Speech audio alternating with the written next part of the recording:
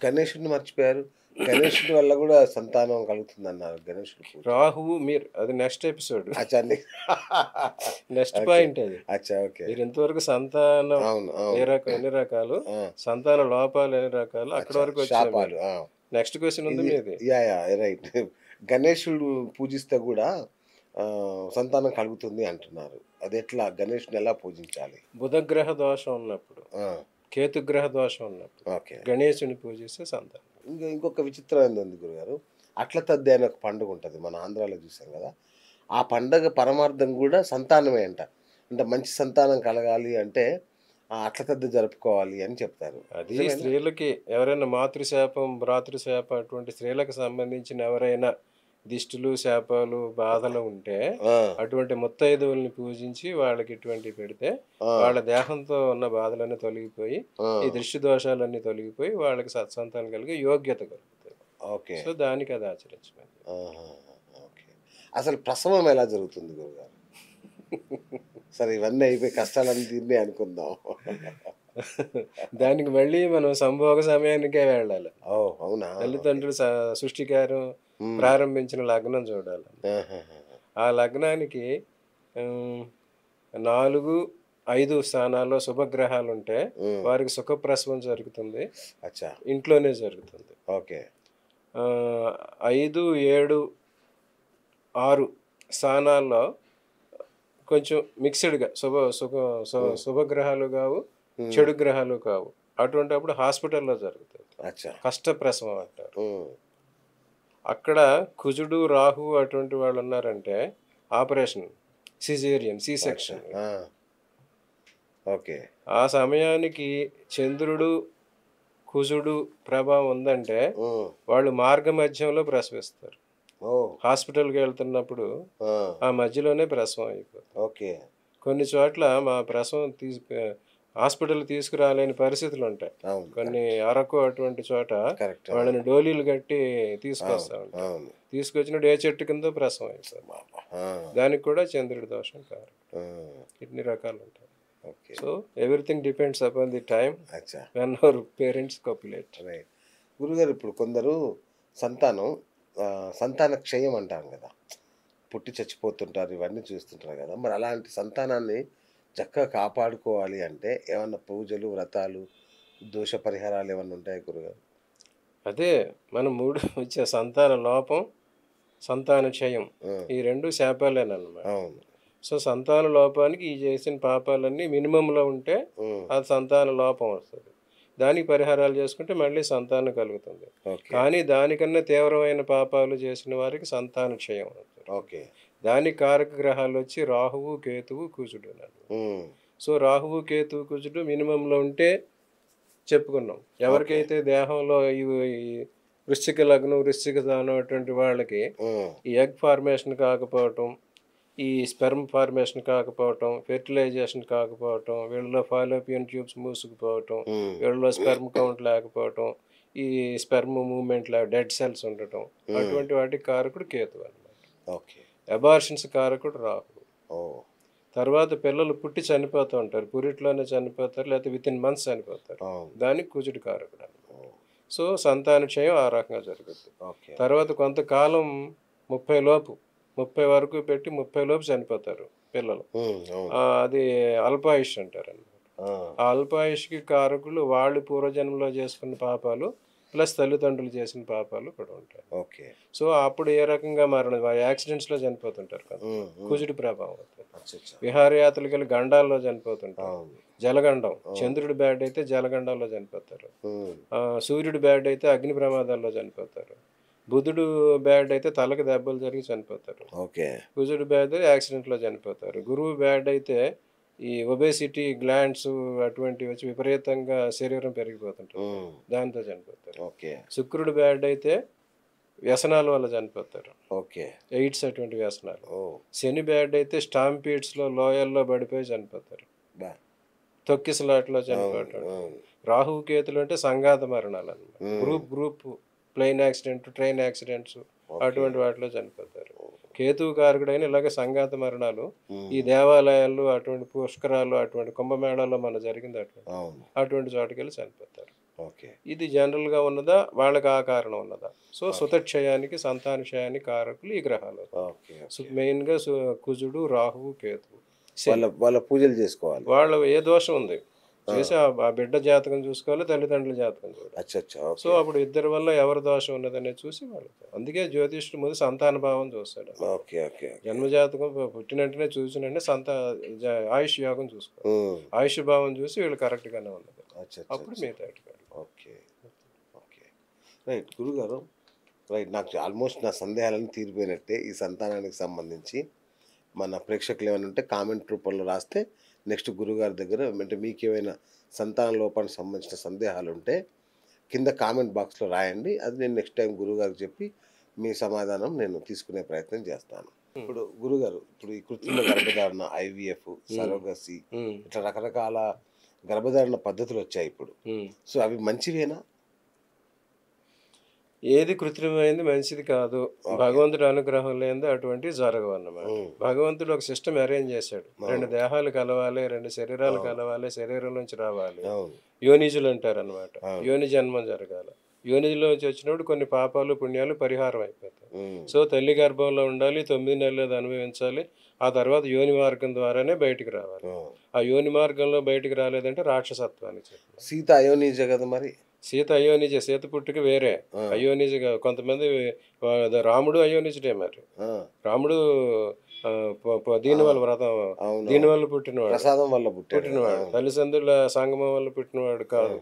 ఆ రకంగా ఉంటుంది అన్నమాట.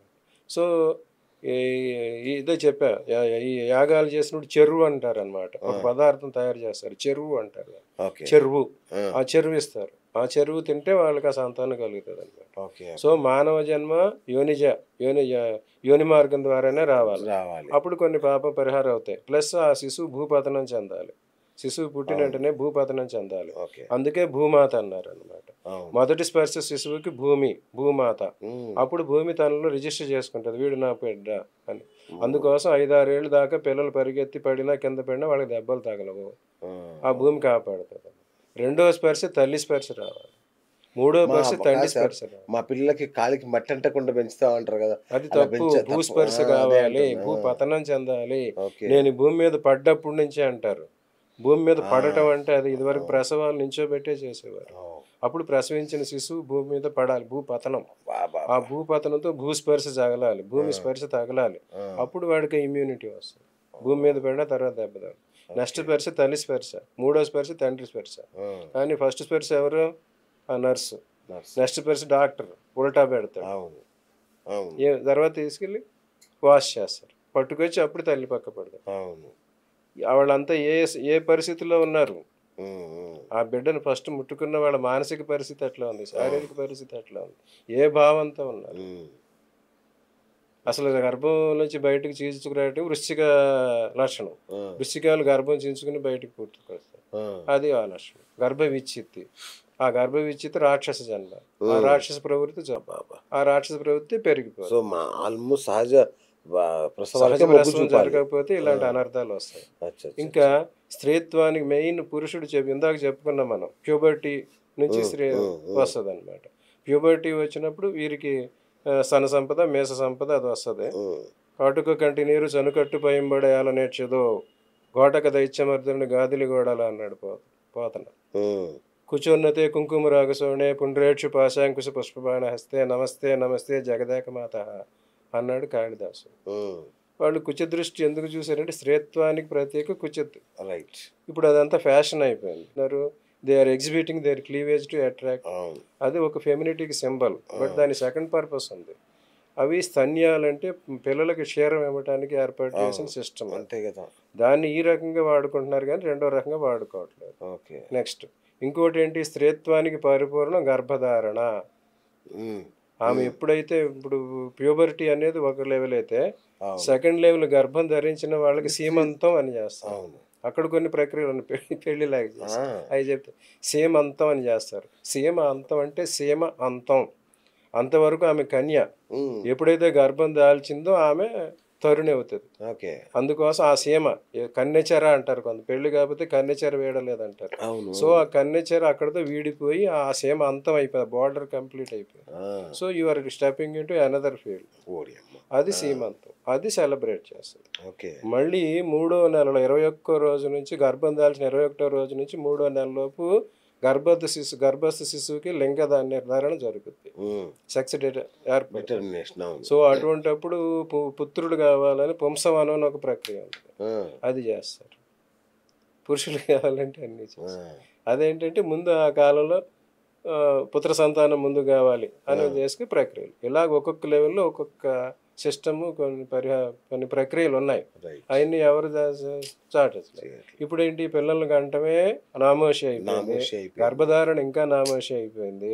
ఆ గర్భం ధరించటమే వాళ్ళకి అవమానంగా జరిగి వేరే అర్ధ గర్భంలో పెడుతున్నారు. సో అర్ధ గర్భంలో పెరిగిన వాడు ఎంతసేపు 9 నెలలు తల్లి స్పర్శ వాడికి 9 నెలలు ఉంటుంది. ఏ గర్భంలో వాడైతే పెరిగాడో ఆమె వాడికి తల్లిగా అవుతుంది తప్ప ఈయన కాదు.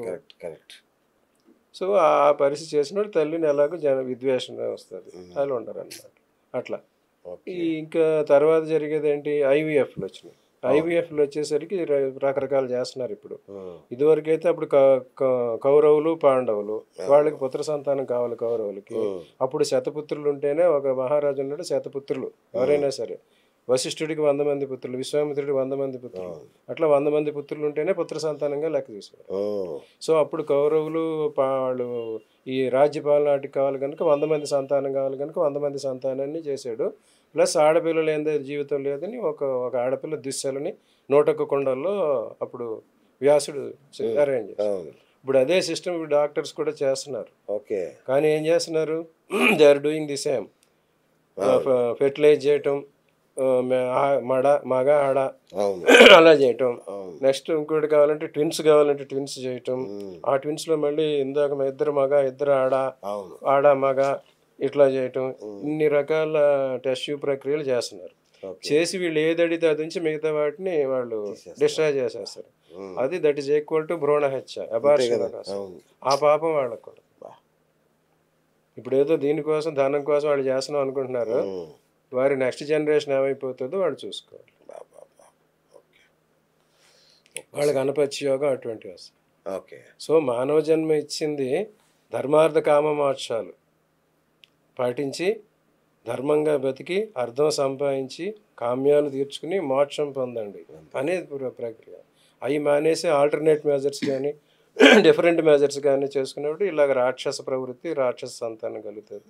దాంతో వచ్చే అనర్థాలు చూస్తున్నాము. ఇదివరకు ఏంటంటే సంతానానికి ఎక్కువ ప్రాధాన్యత ఇచ్చి 10 మంది, మినిమం 10 మంది అయినా సంతానం ఉండేవారు. ఇప్పుడు దేశకాల పరిస్థితులను బట్టి భగవంతుడే దాన్ని తగ్గించేసి అప్పుడేంటి ఇంత సైన్స్ ఇవి లేక పుట్టిన వాళ్ళు ఎంతమంది బతుకుతారో ఎంతమంది ఉంటారో తెలియక అంతమందిని కన్నారు. ఇప్పుడు అన్ని టెక్నాలజీ డెవలప్ అయ్యి ఎవరెవరు ఉంటారనే తెలిసింది. ఇప్పుడు కనీసం 2 సంతానం, కనీసం 3 ఉండటం బెటర్ అన్నమాట. అలా కాకవంధ్య అంటారు తెలుసా? అరటి చెట్టు అని ఒకటి, అరటి చెట్టు గెలే కానీ దాన్ని నరికేస్తారు, మళ్ళీ దానికి రాదు, జనం లేదు. సో ఎవరైతే ఒక్కళ్ళే బిడ్డలు కన్నారు ఒంటి గొడ్రాలు అంటారు, కాకవంధ్య అంటారు అన్నమాట. అదొక శాపం. ఓకే. ఆ కాకవంచుల మొహమే చూడకూడదు అంటే, ఒంటి గొడ్రాలు దాని మొహం చూడకూడదు. అసలు పుట్టుగొడ్రాలు, అసలు బిడ్డలే పుట్టిన దాని మొహంలో చూడొచ్చు, కానీ కాకవంచి మొహం, ఒంటి గొడ్రాల మొహం చూడొద్దు అంట. ఇప్పుడు ఒక్కొక్క పిల్లలు అందరూ గొడ్రాల కింద లెక్క, కాకవంచలు. అదే వాళ్ళు చేసుకున్న పాపమే, పూర్వజన్మ పాపం. ఇప్పటికైనా పరిహారం చేసుకోండి. Right right right. ఇన్ని రకాలు.